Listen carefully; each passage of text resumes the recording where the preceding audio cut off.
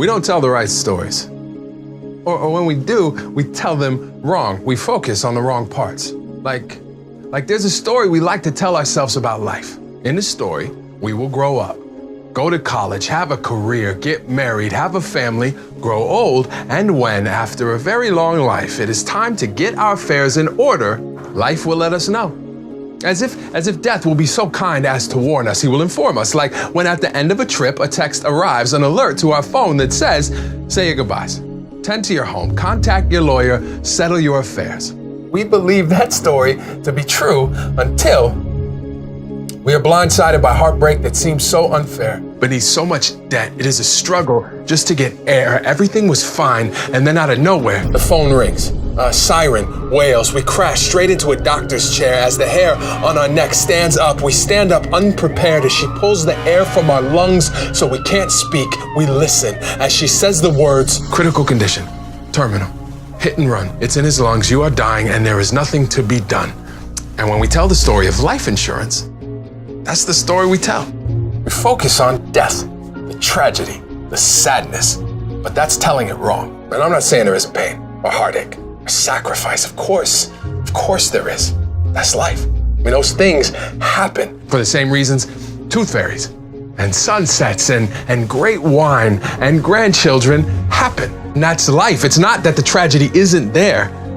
It's that it isn't all that's there. I mean, there's so much more. I mean, in all this hopelessness, hope is. But to see it, we have to shift our focus.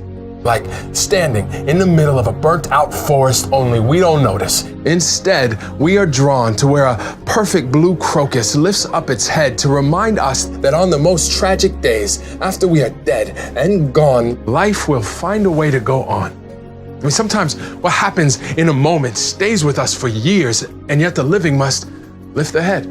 Persevere. That is why at some point in the middle of all those tears, a laugh and a memory finds its way out. And when it is needed most, a check appears with a memo line that may as well read, despite the fact that my body is no longer here, I still am. My love lives. Even though I don't, my presence will be present. Even though my body won't. As sure as death is part of life, life is also part of death. So when your last exhale will wait no more, your loved ones will pick it up from the bottom of your lungs, place it lovingly onto their own, and complete your breath. The heart can stop beating, even as it refuses to. The body can stand tall, even as it is laid to rest. But it will, only if you choose to ensure that a check will check on them on your behalf for years after you've left, because the answer is no. When the question is, are you interested in preparing for your death? But when the question is, do you want to take care of your family? The answer is always yes. If you ask my dad about dying, he will tell you he doesn't worry about his final resting place. He worries about my mother and paying the mortgage so she will finally have a place to rest without worry. My friend told me he had one thought as his son raced to the hospital at 3 a.m. with him in the back seat struggling to breathe. He thought, what will happen to my son if I die? I mean, that's life. He told me later. He said, that's how it works. Real love means it happens to you both. We don't buy car insurance for when we get hit. We buy it for when we hit someone. We don't buy life insurance for when we die. We buy it for when they don't. We buy it because when we love someone, we want to protect them from any added despair, any hardships that can be spared, to experience the happiest moments, even when we won't be able to experience them beside them. And it gives us comfort to know if we aren't able to have those moments, we can provide them. I mean, moments like walking down the aisle, right? Or the first grandchild born, moving into your new dorm, eating together as a family, hanging pictures on the wall of your first home. In all of those moments, Dad is here, Mom is with us, Ethan lives. It is because of Susan this was possible. In all of those moments, we are none of us alone. This is not about memories, but what our lives are able to become. This is about understanding that when you love someone, you do whatever you can to help them, to hold them, to enfold them in the truth of this immutable fact.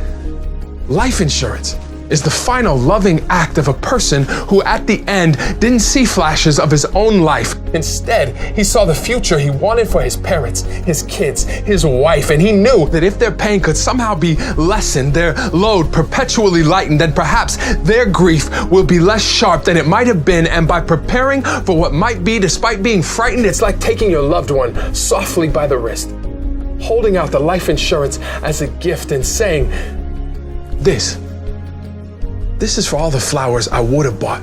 These are pennies for all of our children's thoughts, the mortgage for the house we finally got. I don't know if it's enough, babe, but it's a lot. Please use it to make the life we dreamed about exist. And if our kids ever wonder if I love them, you give them each a kiss while clenching this life insurance policy in your fist, and you tell them there is no doubt he loved us. He did this